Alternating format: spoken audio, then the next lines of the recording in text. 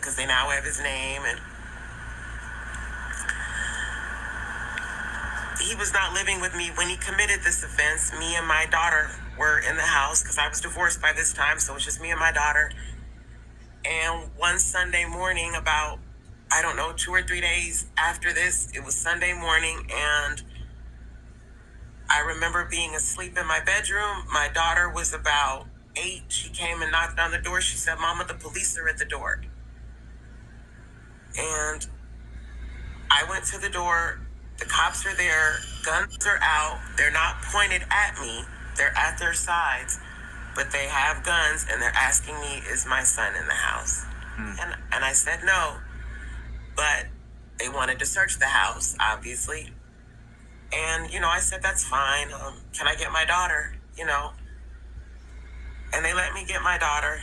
And I didn't know my house was surrounded. They had cops at the back door because the cop that came in my front door went to my back door and let the cops in. I got cops all around my house. It's Sunday morning. I live in a fairly white neighborhood. It's Sunday morning. Everybody's walking their dogs, taking care of their garden. And Aisha's got the police at her door. Yep. Mm-hmm. And they search my house. They don't find him because he's not there. He had his own apartment. And eventually they caught up with him. And at 19, my son was sentenced to 16 years for armed robbery and armed criminal action. Wow. And then... So let me digress for a second. Well, let's just say I have the complexion for the protection. They had slapped him on the wrist for 5 or 6. 5.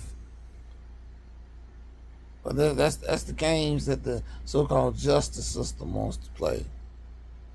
But I digress. What was the reason for the divorce when most women initiated? There's no structure in the house. There's no discipline in this house. You know what I'm saying? A lot of young men ain't gonna punch their mom, but they already know their mom can't really do nothing with them. That's because it's a weaker generation. Ain't like the generation where I came from, my mom's, where if you try it, she would lay you down.